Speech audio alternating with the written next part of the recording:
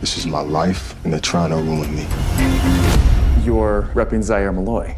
You damn right. Hey, what's up, y'all? It's your girl Vi, and welcome back to Theater Threads. This is the couch where all the movie watching happens, and I just so happen to have watched Tyler Perry's new film, Mea Culpa, on Netflix. I'm not even gonna hold you. I enjoyed the film. I do have some gripes with it, so it wasn't a perfect film by all means. However, there are a lot of positives that I am definitely going to point out in regards to this film. But first, let's touch on the story. This film stars Kelly Rowland, the beautiful Kelly Rowland, and the very handsome Trevante Rhodes. Sorry, focus. So Trevante Rhodes is being accused of murder, so he enlists Kelly Rowland's character, who is a defense attorney. The plot starts to thicken when it turns out that the prosecutor is her brother-in-law. So there's a little bit of a conflict of interest because there's already some family drama going on. Now, in the midst of her trying to figure out what's going on with this case, is he guilty? What kind of evidence can she find to help defend him? The mystery starts to unravel. So that's one element of this film. The other element is the many layers of family drama and audacity that Kelly Rowland's husband and mother-in-law and brother have throughout this whole film. And when I say audacity, I mean audacity.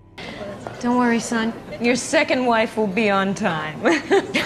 Now, you know I'm not big on spoilers, so this half will not contain any spoilers, so I'm going to be very vague. However, I did ask two of my friends to come and join me and give their review of the film, so they will be on later, and there will be plenty of spoilers ahead, so stay tuned. Now, I do have some positives and negatives in regards to the story. Positively, I thought it was nice because there were a lot of times where I thought the story was going in one direction and it ended up going in another. It had layers to family drama and to marriage, because there's no way, if you are married or if you're in a relationship or what have you, there are plenty of conversations that you can have on what you think about the actions that were taking place between husband and wife, between mother-in-law and daughter-in-law, on how close the opposite sex friendship is for you, on your opinion on what you find comfortable when you have a spouse who has a friend of the opposite sex. So I feel like this movie allows you to have conversations about a plethora of things that this movie kind of touches on. Now, the negatives, I will say, is that it wasn't very believable that a Black woman would do certain things that I saw Kelly Rowland doing. Like, once again, no spoilers, but it's hard to believe that she could allow so much disrespect and to remain quiet. Not saying to meet the energy, but there are many ways that you can stand up for yourself. You can excuse yourself from the situation. And I found that she was allowing the disrespect to continue as if it was okay. So the story did have a plot twist at the end. I'm not mad at it. I didn't know that's where it was going, so I was pleasantly surprised. Now, the problem with the plot twist for me is the acting from Kelly Rowland didn't allow the story to remain believable. I know this was Kelly Rowland's first real film, and I thought she did a good job. I look forward to seeing any future films that she does. I would love to see how she grows. I did love the connection and the chemistry between Kelly Rowland and Trevante Rhodes. I think that it delivered beautifully. Now, let's not get it twisted. This film shows nothing but unhealthy relationships. This was eye candy, this was eye porn, whatever you want to call, but this was not based on reality. So when you're watching this film, keep that in mind and just go with it, because that's the best way to enjoy it. Now, where this film becomes phenomenal is the mise-en-scène. So mise-en-scène is everything that is within the frame. That goes for wardrobe, set design, the colors chosen. All of these things are meticulously thought out, and I thought they did a wonderful job in this film. Kelly Rowland's attire and her hair was flawless. That needs to be said, and it's worth the watch just for that. Trevante Rhodes has this beautiful jacket where it has fur on the trim, the leather, it's blue. It looked amazing. And when we go into his apartment, he has these beautiful portraits on the wall. This was really well crafted and thought out. I really hope you guys go back and rewatch if you didn't take notice the first time. Another thing that's worth mentioning is the score. If you see me walking down the street and I start to cry, oh, something here that doesn't last too long.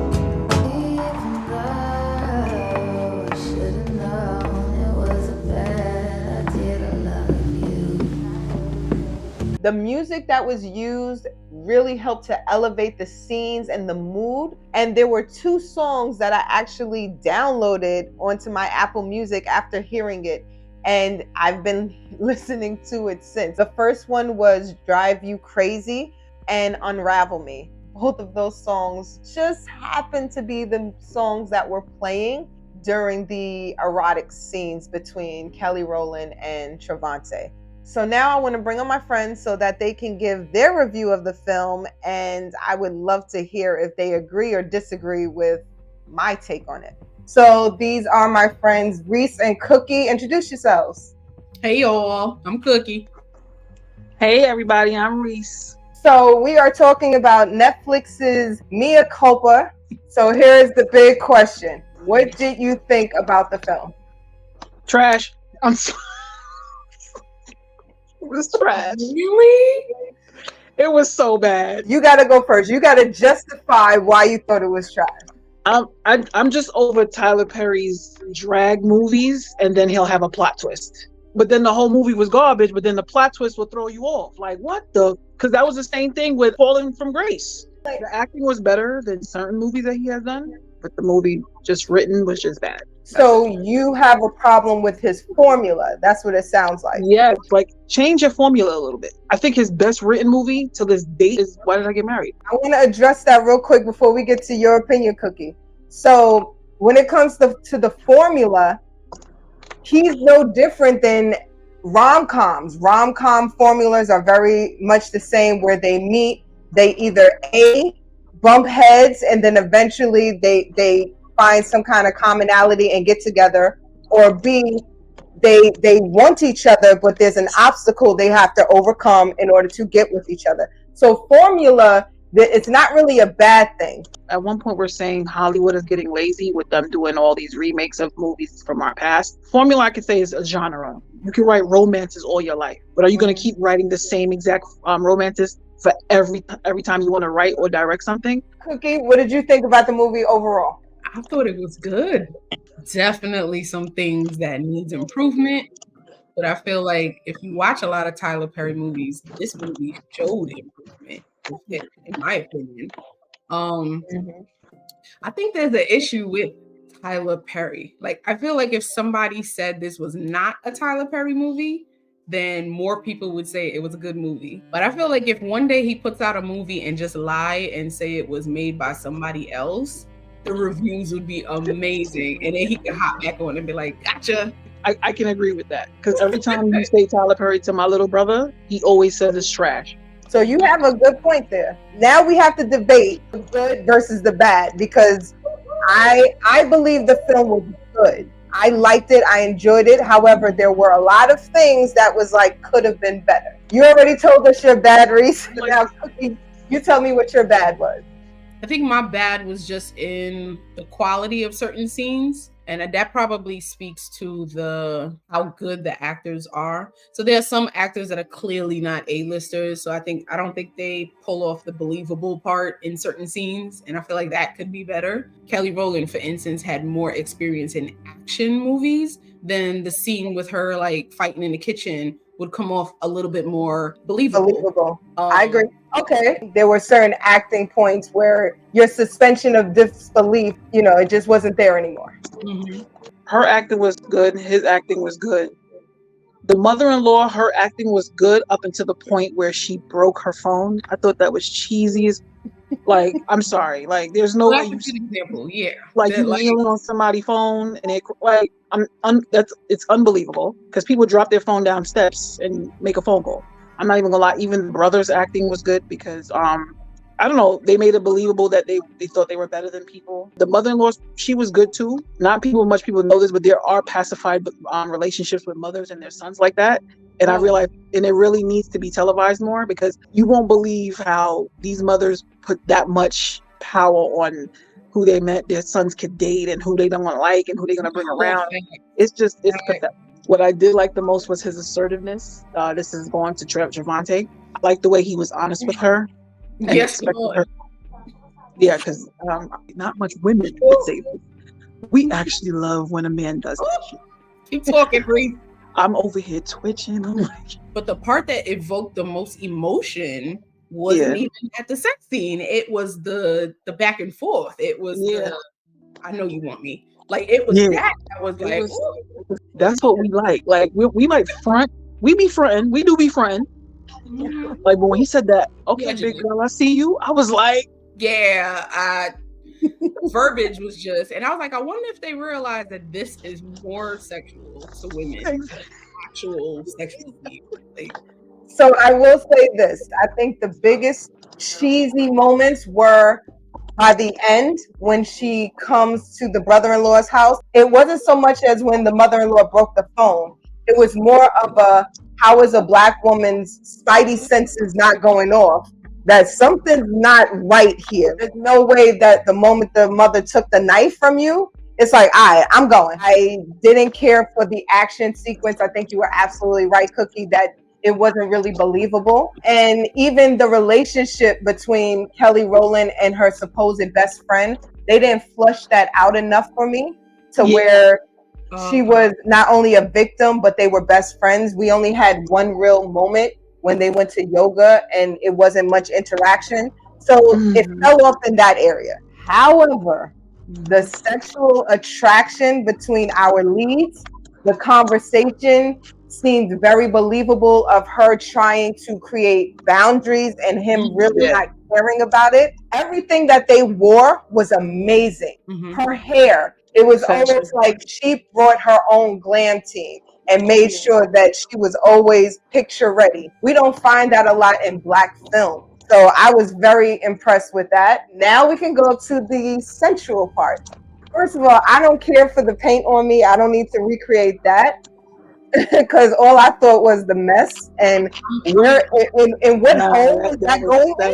That was pretty sexy. Medical field, so my first response, I'm like, "Where's that?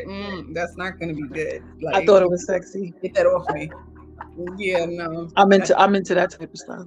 It depends on your baggage, I guess. Like, you're thinking about what you got to clean after. I'm thinking about what you gonna have to see me at the hospital for after.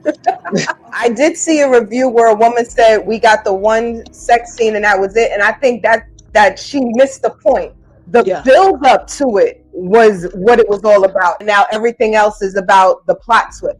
So I was very satisfied with how that went. I even like the fact that the build up did a fake on you, because it built up and you're like, this is when it's going to happen.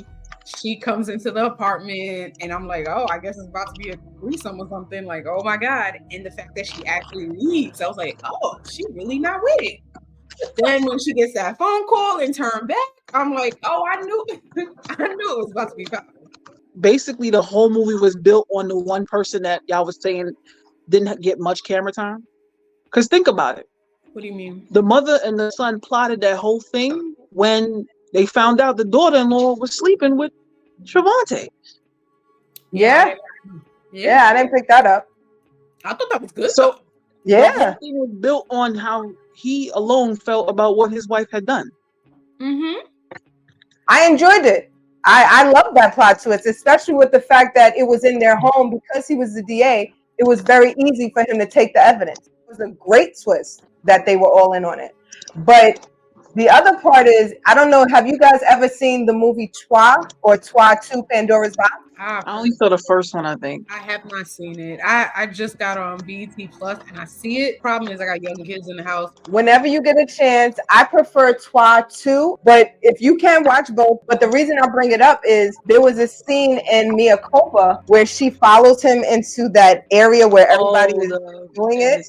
Mhm. Twa 2 had a very similar scene where it was a married woman that he was trying to seduce, and they Okay, ended up but going to a party like that. remember when I said it was formula with him? That was Yeah. the same thing that happened in Temptation. That's fine. I'm not upset at it. But this was better acting and a better story than Temptation. And let's Yes.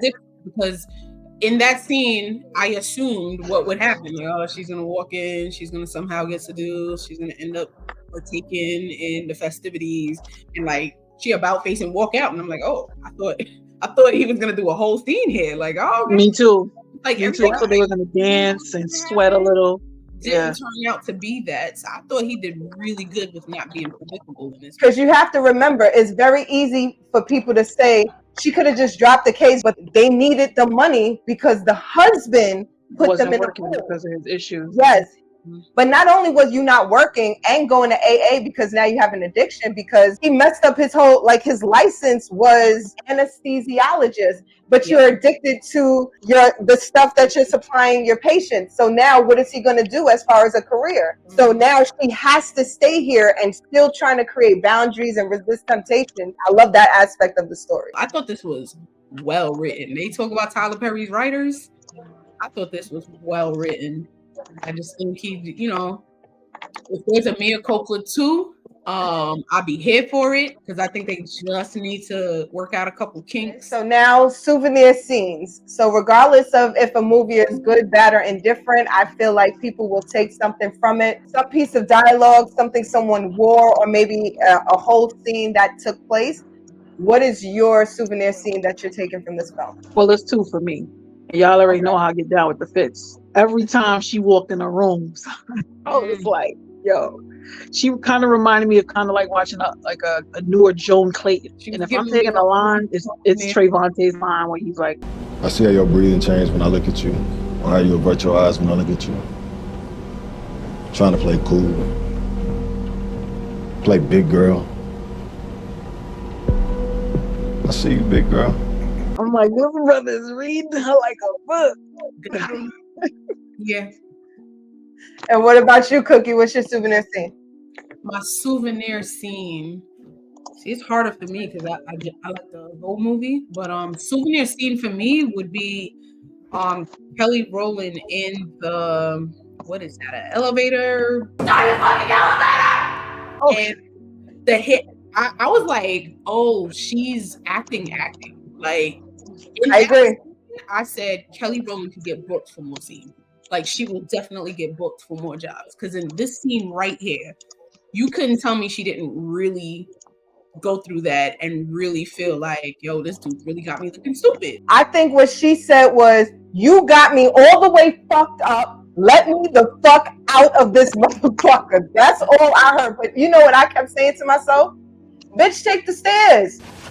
You got any stairs? Because, man, that elevator's some creepy shit. His role was weird too. He was weird. Like I didn't understand. I thought he needed more camera time. I thought he acts very well. Like he acts well.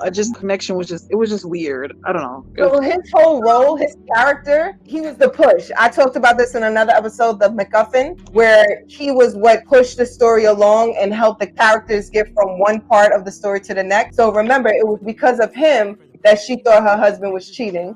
It was because of him that she knew about the Jenna girl and how their relationship kind of was a little blurry because they were holding hands at lunch.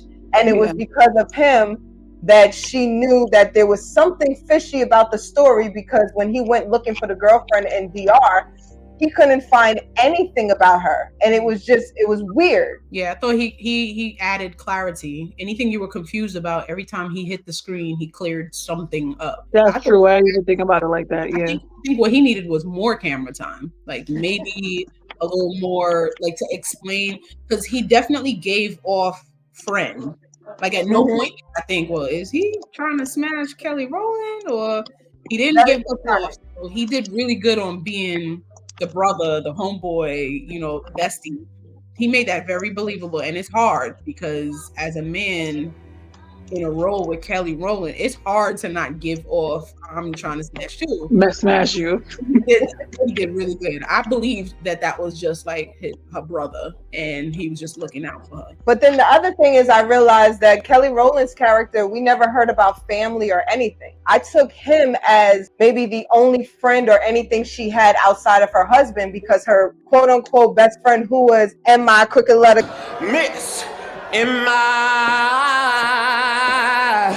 crooked letter I, crooked letter I, humpback, I.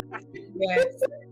because she was married to her husband's brother. So every connection was always to her husband except for him. My souvenir scene has to be when she and he were having that conversation just before she followed him to the room. I'm with you on that. That dialogue, that intensity of the way he looked at her, the way he read her, and just how she stood there and took it. I felt her brain telling her all kinds of things and her body swelling with water. But you know what the funny part was? The deeper issue, like I know it was all fun and games, but the deeper part of the movie to me showed how a woman can hold it all together as far as boundaries and everything and be at that cliff. And if something pushes her over, that's when she makes a bad decision. Yeah, so impulsive. Yeah, she realized that the husband wasn't at the hotel with some random chick. He really was at the hotel with family, and then you like her heart drop because it's like I held boundaries the whole time. I said no the whole time. I didn't let him get to me the whole time. But it was when I realized that you was throwing everything away. I said, all right, fuck it, what am I? And then like to find out that didn't really happen, the guilt that came on her face is like, yeah, that was a crazy, like a deeper side of it. Wow. But he's culpable too, because there were behaviors will led up to that, like with holding the hand in the restaurant and him playing the game after hours with her on the mic thing. Yeah, no, definitely. But even with that, she was able to stand her ground and maintain boundaries. So it kind of implies that no matter how much homeboy was saying all the right things and moving the right way and doing everything he could, he pulled every trick out the bag. Nothing made her jump over the cliff until her husband messed up. So now here's the thing we haven't talked about. The mother. Yes. Everything that the mother said and did, the son never said anything. He never stood up for his wife. You also have to know she was putting up with things under the guise that mom is actually sick with cancer.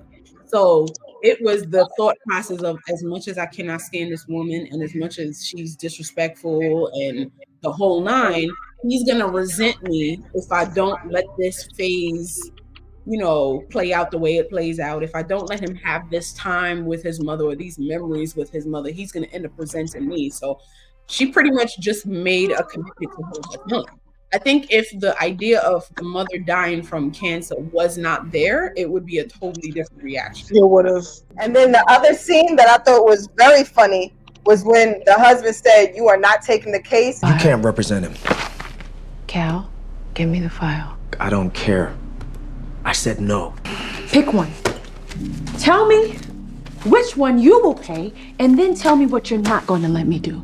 It was somewhat toned down to where she wasn't being disrespectful, but just letting him know that you have a lot of nerve when I have to do these things, and you come and feel like you can put your foot down here. Right.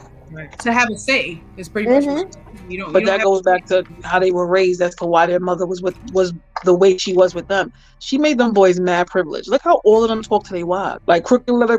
Like she's sitting there taking that, him talking to her like that. Every time he spoke to her, I was surprised she was getting her ass beat. I didn't get any disrespect or anything from Kelly Rowland's husband. I think he handled. No, I meant the privilege.